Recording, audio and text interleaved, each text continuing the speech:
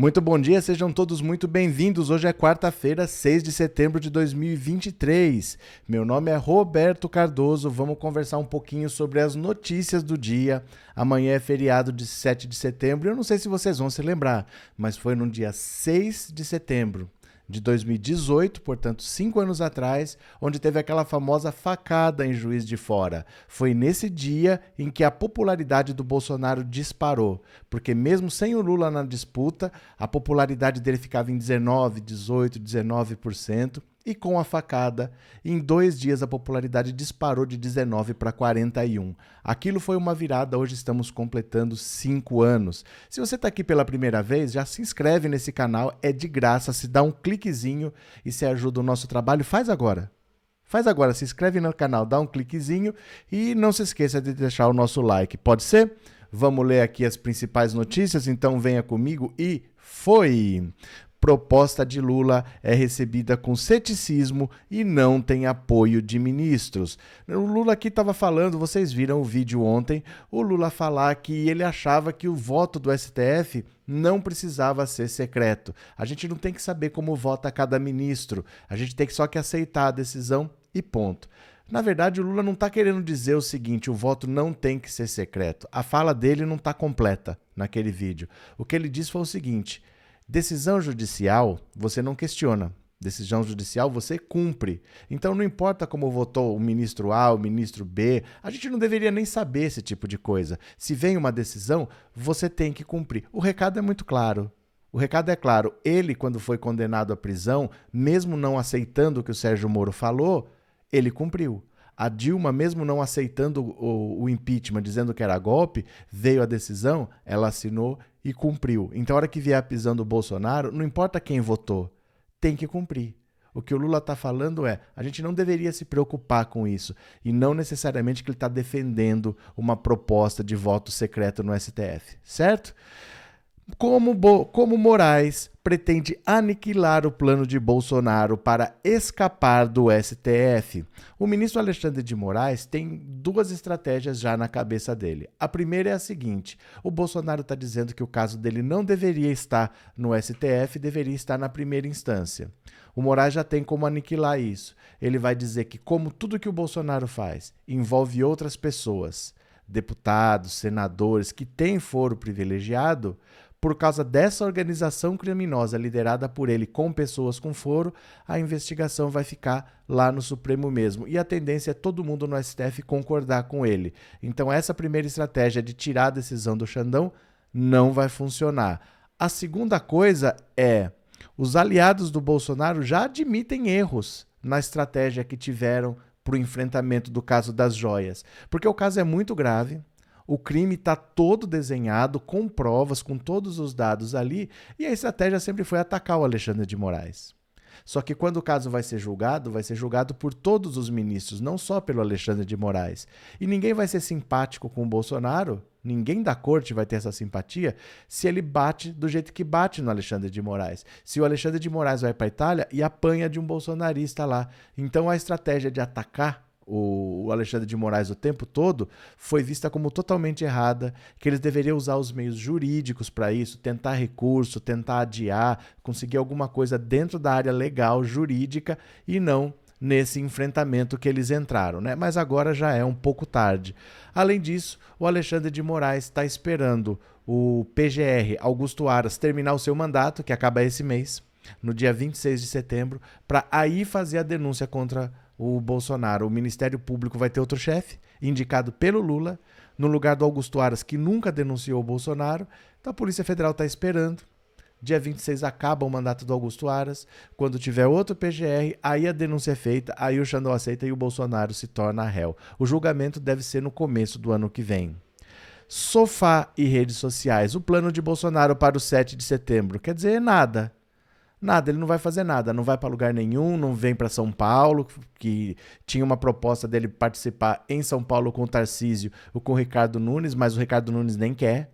O Ricardo Nunes está se afastando do Bolsonaro por causa da rejeição e ele vai ficar tweetando, mandando fake news no WhatsApp, que é o que ele sabe fazer, né? Trump será indiciado na Geórgia por tentativa de fraude eleitoral. Vejam como, por exemplo, o Bolsonaro, em 4 meses no Brasil, ele já estava inelegível. Ele saiu da presidência no final de dezembro, em abril ele já estava inelegível. Nos Estados Unidos já são mais de 3 anos nessa, que eles estão tentando incriminar o Trump e não conseguem. Não é verdade que no Brasil o Bolsonaro já deveria estar preso, porque demora tanto? O Trump está solto. O que o Bolsonaro fez é a mesma estratégia do Trump e o Trump ainda está solto. Então essas coisas, elas demoram mesmo um pouco, mas é o que eu disse. Assim que sair o PGR no dia 26 desse mês, aí a denúncia deve ser feita e o julgamento e prisão do Bolsonaro devem ficar para os primeiros meses de 2024. Haddad defende limitar salários do serviço público. Vocês lembram que tinha uma proposta de reforma administrativa que acabava com a estabilidade do servidor público, não ia fazer mais diferença se era concursado ou não, você poderia demitir? O Bolsonaro mandou essa proposta junto com o Paulo Guedes. E é lógico que ele queria acabar com a estabilidade porque o Bolsonaro ia colocar só bolsonarista em tudo quanto é lugar. Então, o Haddad defende uma reforma administrativa, mas não aquela. Não aquela do Bolsonaro que acaba com a estabilidade. Uma outra proposta administrativa e o principal foco é os super salários. Porque você tem um limite de R$40 mil que o funcionário público pode receber, só que existem penduricalhos. Como não pode aumentar o salário, o que eles fazem? Eles dão um auxílio moradia de R$10 mil, dão um auxílio paletó de mais R$10 mil, um auxílio não sei o quê, e tem gente que ganha 200 mil, 300 mil por mês só com esses penduricalhos. A reforma proposta pelo Haddad inclui os penduricalhos no salário. Então, você quer inventar auxílio? Inventa. Só que não vai passar de R$40 mil, que é o teto. Essa é a principal proposta e não mais a de acabar com a estabilidade do servidor. O Haddad defende uma reforma administrativa que ele está propondo e não aquela que foi apresentada pelo Bolsonaro. E Carla Zambelli, a nossa anta motivada, a pessoa mais burra do Cone Sul, apresentou um projeto para criminalizar a falsificação de dados públicos, que é um crime que ela mesma está respondendo. A Carla Zambelli é tão idiota que ela não percebe o que ela faz e ela apresenta um projeto de lei para criminalizar o que ela mesma está tendo que responder. Imagina você ser preso por um crime que você ajudou a criar. Só a Carla Zambelli realmente, né? Tem que fazer uma estátua para essa mulher, viu? Lula deve encerrar a longa novela da entrada no Centrão no governo. O Lula precisa colocar o Centrão no governo. Isso é uma realidade e uma necessidade. A esquerda encolheu da última legislatura para essa. De 2018 a 2022, a esquerda tinha umas 136 cadeiras, agora tem só 125. Não dá nem 20% da Câmara e não dá para aprovar nada assim. Não dá para aprovar e não dá para impedir que os outros aprovem. Então, por exemplo, você tem que ter maioria para aprovar o que você quer, mas também precisa ter maioria para impedir que os outros aprovem as coisas indigestas que você não quer. Então é necessário acomodar o PP e o Republicanos, e uma parte do PL também quer aderir. E aí o Lula precisa tirar algum ministro para ceder um ministério para eles, e os mais vulneráveis são aqueles que não têm um partido, como a Ana Moser, como o Silvio Almeida, porque eles não têm um partido, então é mais fácil tirar alguém que não tenha partido para acomodar do que tirar de um partido e dar para outro, né? Hoje o Lula deve anunciar essa reforma ministerial. Em contrapartida, o Arthur Lira já promete não prorrogar nenhuma CPI em funcionamento na Câmara. Tem 4 CPIs funcionando ao mesmo tempo. O Lula não gosta de CPI porque o foco sai das votações e vai para essas comissões que na maioria das vezes não geram nada. A verdade é essa, a CPI do MST não vai nem, talvez nem tenha relatório aprovado. A do 8 de janeiro é uma besteira, porque já está tendo uma CPI na Assembleia Legislativa do Distrito Federal e o STF já está investigando, então não tinha nem por que estar acontecendo. O Lula não gosta disso, perde-se muito tempo com CPI e o Lira já falou que não vai prorrogar nenhuma. São 4, chegando a data todas serão encerradas. A encalacrada em que está metido o prefeito de São Paulo. O Ricardo Nunes, ele quer o apoio do Bolsonaro, mas não quer o apoio do Bolsonaro. Ele é bolsonarista, ele gostaria de estar com o Bolsonaro do lado, mas a rejeição do Bolsonaro mais afasta voto do que traz. Então ele está naquela situação em que ele gostaria de fazer, mas ele não deve fazer. E ele não sabe como é que ele sai dessa. O PL já está no governo dele, não é uma coisa que iria acontecer, é uma coisa que já acontece. O PL tem secretarias na prefeitura de São Paulo e ele não sabe o que ele faz, porque o Bolsonaro quer estar do lado dele para dizer que está vivo politicamente, só que o apoio dele, do Bolsonaro, mais atrapalha do que ajuda. Na cidade de São Paulo, o Lula venceu o Bolsonaro, apesar de ter perdido no estado. Na cidade de São Paulo, o Lula venceu e o Haddad venceu o Tarcísio.